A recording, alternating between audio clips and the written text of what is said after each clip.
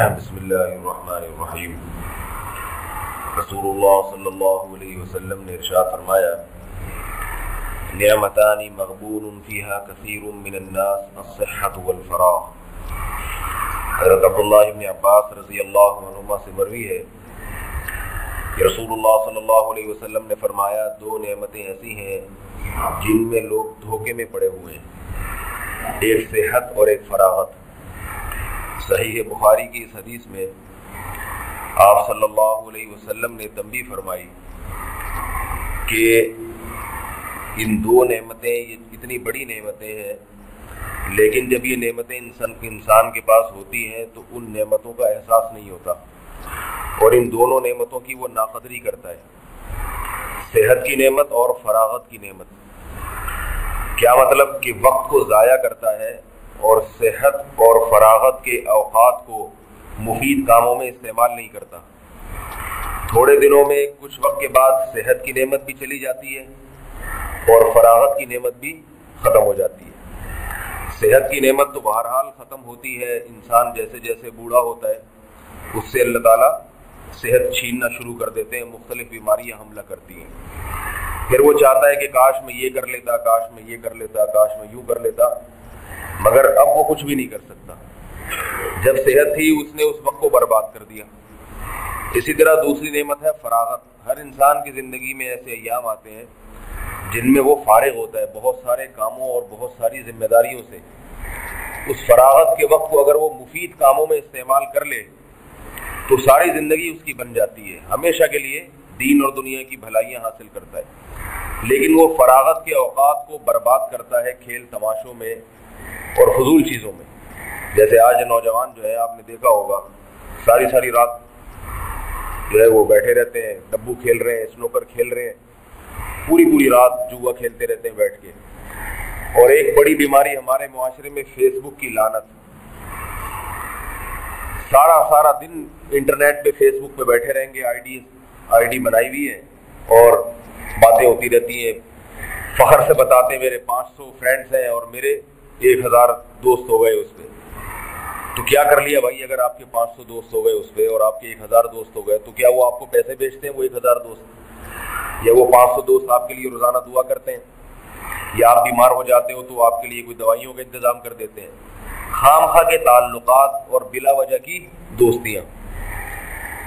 ایک بات ہے تو انگریز کا مقولہ، مگر حدیث میں آتا ہے نا، حکمت کی بات جہاں سے ملو وہاں سے لے لو۔ تو ایک انگریز نے بات کہی ہے، مگر ہاں وہ کافر، مگر بات بالکل درست کی۔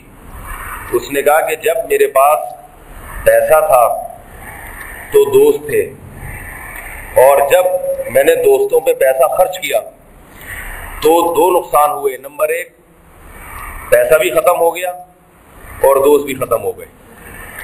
یہاں خرچ کرنے کا مطلب انگریز کا تو کچھ مطلب ہوگا، لیکن ہم جو صحیح مطلب اس کا عیاشی میں خرچ کرنا بلا وجہ، بس جیسے دوستوں پہ ہوتا ہے نا کہ بلا وجہ خام خواہ میں اپنی اتنی اوقات ہے نہیں مگر اوقات سے زیادہ عیاشی میں اڑا رہا ہے پیسہ ان کے اوپر۔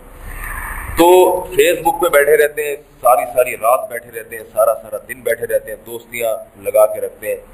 اگر کوئی مفید استعمال کرتا ہے وہ تو جائز بھی ہے، اس میں ثواب بھی ہے، لیکن آج کل مفید استعمال کم ہے، وقت کی بربادی زیادہ ہے۔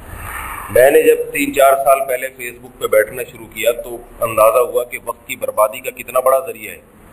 ہوتا کیا ہے کہ آپ جیسے ہی آن لائن ہوتے ہیں کہ ایک آدمی سلام کرے گا آپ کو، السلام علیکم، آپ جواب دو وعلیکم السلام، اور جی کیسے ہیں آپ، جواب دو ہاں جی بہت اچھے، اور مفتی صاحب خیریت سے، کیا ہو رہا ہے بھئی، یہ ہو رہا ہے، بیٹھے ہوئے بات کر رہے ہیں، اتنے میں دوسرے کا سلام آئے گا، السلام علیکم، جی وعلیکم السلام۔ کس قدر وقت کی بربادی! میری سلامی کا جواب دینا آدمی شروع کر دے تو میرا خیال ہے 4-6 گھنٹے تو اسی میں لگ جائیں گے اس کے۔ تو یہی سب کے ساتھ ہو رہا ہے، بلا وجہ کی باتیں، اور کیا کر رہے ہو، کیا نہیں ہو رہا، کیسے گزر رہی ہے، وغیرہ وغیرہ۔ تو نوجوان طبقے کو خاص طور پر اپنے وقت کو بچانا چاہیے۔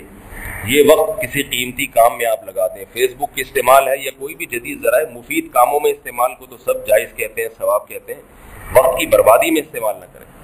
تو یہ صحت جو ہے نا یہ ہمیشہ نہیں رہتی۔ ابھی صحت ہے، علم بھی حاصل ہو سکتا ہے، چاہے دنیا کا علم ہو یا آخرت کا، اور عبادت بھی ہو سکتی ہے۔ صحت مند آدمی کئی کئی گھنٹے تہجد کی نماز کھڑے ہو کر پڑھ سکتا ہے، تراویح کی نماز پڑھ سکتا ہے، اور بہت سارے دین کے کام کر سکتا ہے، دنیا کے بھی کر سکتا ہے، تجارت بھی کر سکتا ہے اور ملازمت بھی کر سکتا ہے۔ تو دین کے کام نہیں کرتا، دنیا ہی کے کر لے، تاکہ چلو آخر عمر میں دنیا بھی اگر کمائے گا تو آخر عمر میں کام آئے گی۔ وہ دنیا کے علوم جو ہے انہیں سیکھنے میں وقت لگا لے، ممکن ہے اپنے یا کسی مخلوق کے کام آ جائے، لیکن ان چیزوں میں وقت کو برباد نہ کرے۔ وجہ اس کی ہے کہ یہ چیزیں بعد میں خود بخود چھوٹ جائیں گی۔ یہ جو ڈبو اسنوکر اور گٹکے مٹکے ہیں نا، یہ جو پوری رات بیٹھے رہتے ہیں، یہ محفلیں بالآخر تھوڑے دنوں کے بعد خود ہی چھوٹ جائیں گی۔ جب بڑھاپا آنا شروع ہوگا، صحت برباد ہونا شروع ہوگی، تو پھر کوئی نہیں یہ محفلیں لگاتا، خود بہت ساری چیزیں چھوٹ جائیں گی اور ہاتھ میں کچھ بھی نہیں ہوگا، اور فراغت بھی ختم ہو جائے گی۔ مصروفیت انسان کی عمر گزرنے کے ساتھ ساتھ بڑھتی ہے۔ تو آپ صلی اللہ علیہ وسلم خود بھی وقت کو ضائع نہیں فرماتے تھے، اور آپ صلی اللہ علیہ وسلم نے امت کو بھی یہی تلقین کی ہے کہ ان دونوں نعمتوں کی اچھی طرح قدر کر لو۔ یہ صحت ہمیشہ نہیں رہے گی اور یہ فراغت ہمیشہ نہیں رہے گی۔ اس کو علم سیکھنے میں لگا لو، یہ مفید کاموں میں اس کو لگا لو۔ اللہ تعالی ہم سب کو عمل کی توفیق عطا فرمائے۔ ایک چھوٹی سی بات یہ کہ اس حدیث کا یہ مطلب نہیں ہے کہ آپ 24 گھنٹے مصروف رہیں، اس سے تو انسان کا دماغ خراب ہو جاتا ہے۔ تفریح اگر صحت بنانے کی نیت سے ہو، دوستوں سے گپ شپ کبھی انسان کر لیتا ہے، بیٹھ کے ہنسی مذاق کر لیتا ہے تاکہ دماغی توازن سلامت رہے، کیونکہ جو لوگ ضرورت سے زیادہ اپنے آپ کو مصروف کر لیتے ہیں، ہر وقت پڑھائی میں لگے ہوئے ہیں، تو ان کا دماغ ٹہل جاتا ہے اور چڑچڑے بن جاتے ہیں، وہ کسی کام کے نہیں رہتے۔ یا جو آدمی سارا دن عبادت میں مشغول رہے اور کبھی کسی سے ہنس کے بات نہیں کرتا اور کبھی کبھار دوستوں کے ساتھ بیٹھ کے بھی گپ شپ نہیں لگاتا، اس کا دماغی توازن آہستہ آہستہ خراب ہو جاتا ہے۔ تو اس لیے یہ مطلب نہیں ہے کہ آپ دوستوں کے ساتھ گپ شپ نہ لگائیں۔ حدیث میں نبی صلی اللہ علیہ وسلم گھر میں اپنے اہل خانہ کے ساتھ بات چیت کیا کرتے تھے، واقعات سناتے تھے ان کو ہنسانے کے لیے۔ اپنی زوجات کو آپ صلی اللہ علیہ وسلم واقعات سنایا کرتے تھے، ہنستے تھے ان کے ساتھ۔ تو اسی طرح دوستوں کی محفل میں گھر والوں کے ساتھ انسان کو خوش مزاج ہونا چاہیے۔ تھوڑا بہت اس میں وقت جو لگتا ہے یہ برباد نہیں ہے، بلکہ یہ وقت کو بنانا ہی ہے اپنی صحت کے لیے۔ اس کے علاوہ جو چیزیں ہوتی ہیں نا، کئی گھنٹے برباد کر دیتے ہیں، اور روزانہ کا معمول ہے بعض لوگوں کا، اس سے اپنے آپ کو بچانا چاہیے۔ اللہ تعالیٰ سمجھنے کی عمل کی توفیق عطا فرمائے۔